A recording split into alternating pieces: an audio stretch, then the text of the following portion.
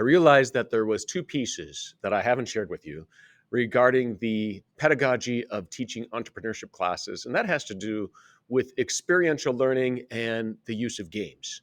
So I just want to give you a quick, maybe rationale explanation as to why we do that. In experiential learning, the role of the leader, the facilitator, is to create the necessary framework for the experience and to help participants reflect on what happens. And so it's important that in the course of most days, you can create an experience to help develop the skills and the character portions of the student's education. And one of the best ways to do that is to create experiences for students and help them to reflect upon that. In 1970, David A. Cobb, he developed the experiential learning cycle, which involves concrete experience, reflective observations, abstract conceptualization, and active experimentation. And through working this cycle, students will have an opportunity to develop more than just their intellectual capacity with what we're trying to teach them. This involves the skills and the character development that we'd coach them and shape them through the process.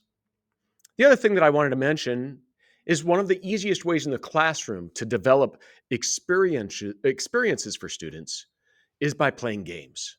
And so I wanted to share with you a little of the mentality behind the games, or why we play games, or why I've developed games to go into this curriculum.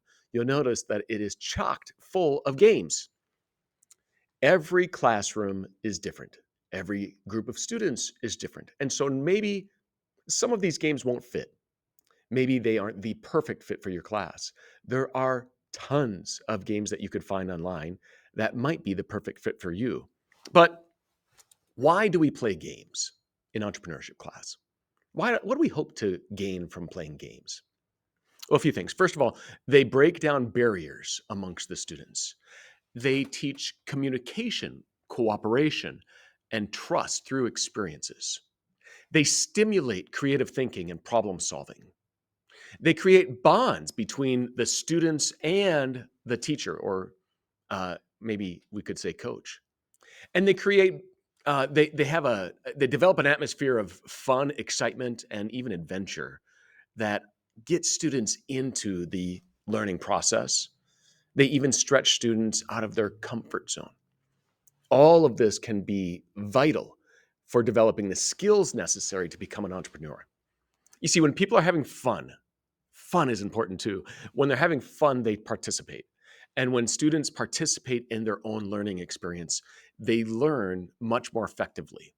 Games not only set the stage for learning, but many games are the lesson themselves. It's kind of like the practice lesson before they actually get into the game of a sport.